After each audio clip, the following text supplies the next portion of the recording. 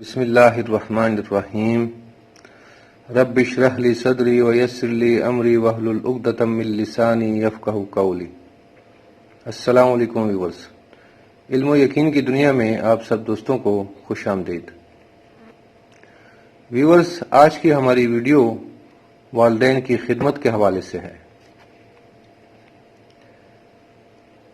میرے پیارے دوستو، ہم سب کا وجود والدین کی وجہ سے ہے۔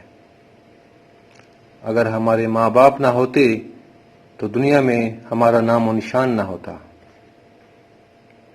یعنی ہمارے وجود کا ہونا ہمارے والدین کی مرہون منت ہے۔ دوستو، رب کے کیا معنی ہیں؟ اس کے معنی ہیں مالک، پرورش کنندہ اور پروردگار۔ میں یہاں رب العالمین کی بات نہیں کر رہا، بلکہ میں اس دنیا کے رب کی بات کر رہا ہوں جس کو ہم والدین کہتے ہیں، یعنی پرورش کنندہ، جو کہ آپ کی پرورش کرتے ہیں۔ جب آپ بچے ہوتے ہیں تو جب آپ روتے ہیں تو وہ رب کا روپ آپ کو دودھ پلاتی ہے۔ جب آپ بیمار ہوتے ہیں تو وہ رب کا روپ یعنی والدین جلدی سے آپ کو کسی ڈاکٹر کے پاس لے کر جاتے ہیں، اور اس وقت تک چین سے نہیں بیٹھتے جب تک وہ بچہ نارمل نہیں ہو جاتا۔ دوستو، کیا آپ کو پتہ ہے کہ اللہ رب العزت کی صفت رحمان ماں کے رحم سے نکلی ہے، جس میں آپ 9 مہینے آرام کرتے ہیں اور ماں تکلیف برداشت کرتی ہے، اور اللہ رب العزت کی رحمان ذات آپ کو وہاں رزق پہنچاتی ہے۔ دوستو، دھوپ میں باپ جلتا ہے اور چولہے پر ماں جلتی ہے، تب جا کر اولاد پلتی ہے۔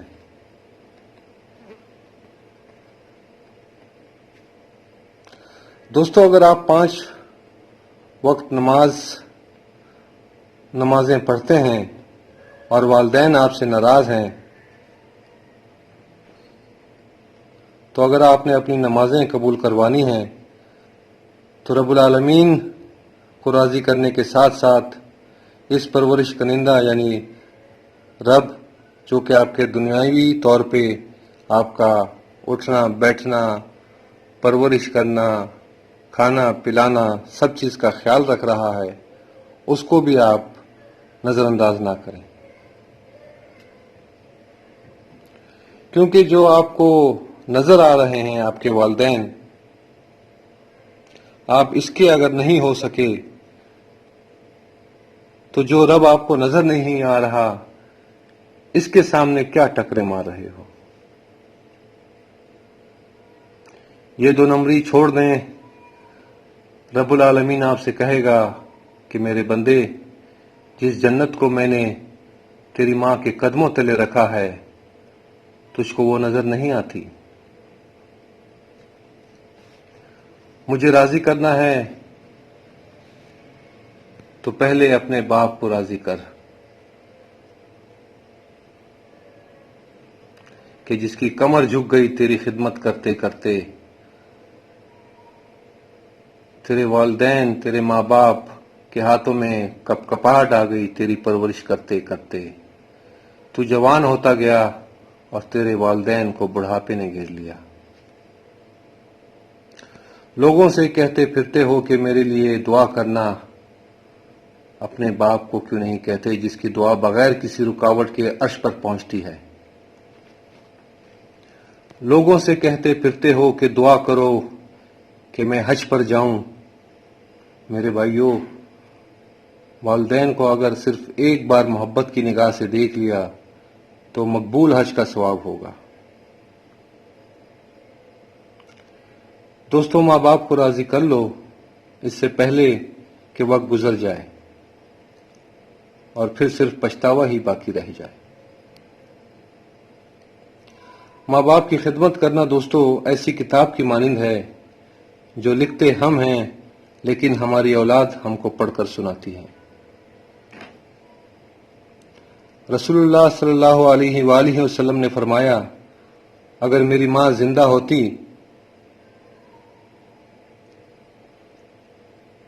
تو اگر میں نماز میں اللہ کے حضور کھڑا ہوتا اور ماں آواز دیتی تو میں نماز چھوڑ کر دوڑ کر ماں کے پاس چلا جاتا اور دنیا والوں کو بتاتا کہ ماں کی عظمت کیا ہوتی ہے۔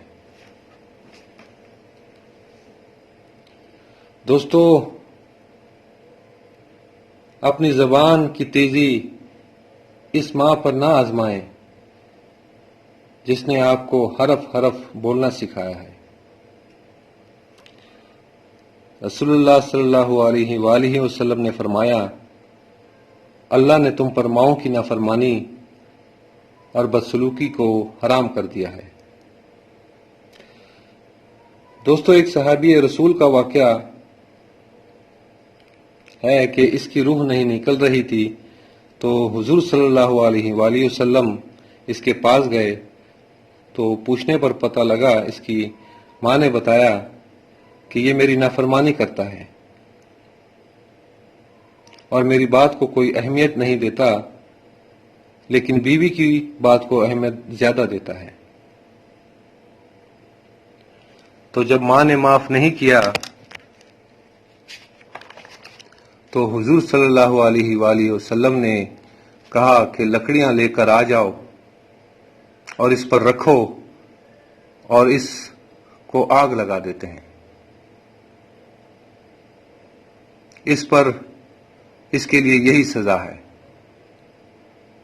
تو جب ماں نے سنا تو دل میں رحم آ گیا اور معاف کر دیا۔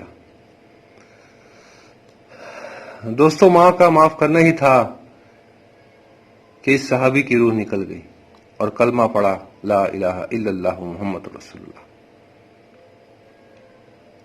دوستو، اسی طرح اویس کرنی رحمۃ اللہ علیہ جو کہ ایک عظیم ہستی ہیں، ان کو یہ مقام اپنی ماں کی خدمت کی وجہ سے ملا۔ حضور صلی اللہ علیہ وآلہ وسلم نے فرمایا کہ جب لوگ جنت میں جا رہے ہوں گے تو اویس کرنی کو روک لیا جائے گا اور باقی جنتیوں سے کہا جائے گا کہ تم جاؤ۔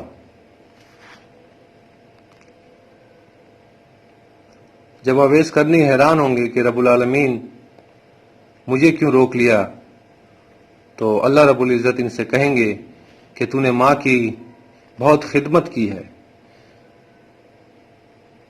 جس سے میں بڑا خوش ہوا ہوں، اور اللہ رب العزت ان سے کہیں گے کہ وہ پیچھے دیکھو جہنمی کھڑے ہیں،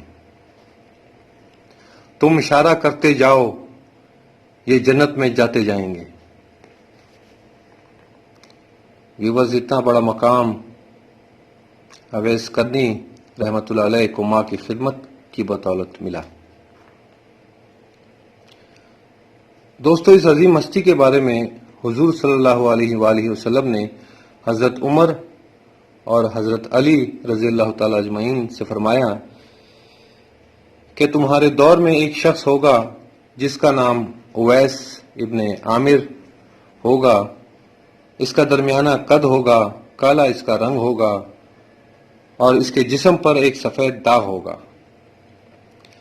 جب اس سے ملو تو اپنے لیے دعا کروانا، کیونکہ جب وہ دعا کے لیے ہاتھ اٹھاتا ہی ہے تو دعا قبول ہو جاتی ہے۔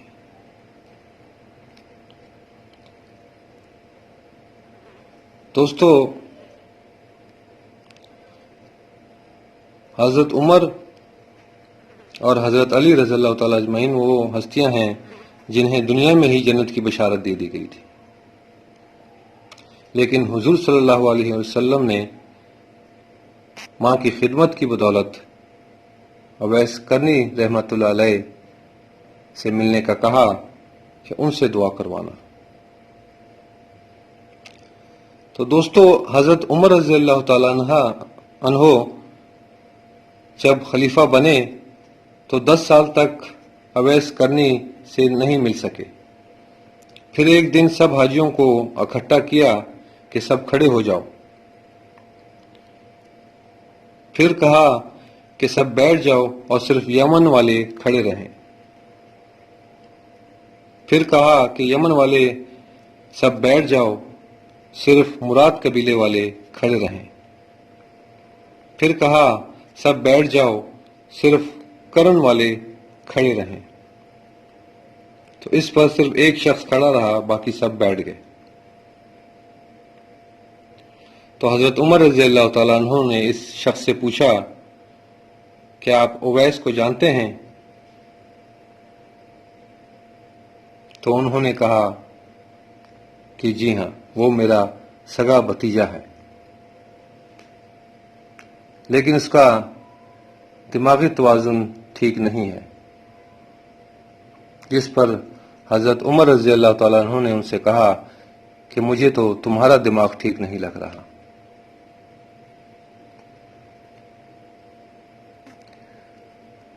फिर हजरत उमर हजरत अली रज़ी अल्लाह तआला अन्हु को साथ लेकर इनके पास गए, मुलाकात की और अपना तारुफ करवाया।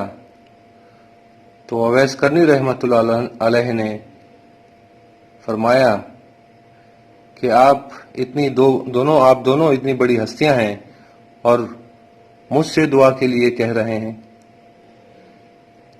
जिस पर हजरत उमर रज़ी अल्लाह तआला अन्हु ने उनसे कहा कि हमें मोहम्मद सल्लल्लाहु अलैहि वसल्लम ने कहा है कि जब अवैस से मिलो तो दुआ करवाना,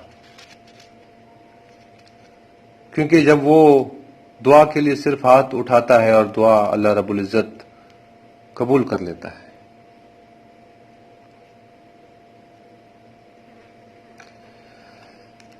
इसी तरह दोस्तों, वालिद की अज़मत व खिदमत के हवाले से मैं एक वाक़या आपको बताता चलूं कि एक सहाबी हुज़ूर सल्लल्लाहु अलैहि वसल्लम के पास आए और अपने वालिद की शिकायत की कि वो मुझसे पूछे बगैर मेरा माल खर्च कर देता है। तो वालिद को बुलाया गया।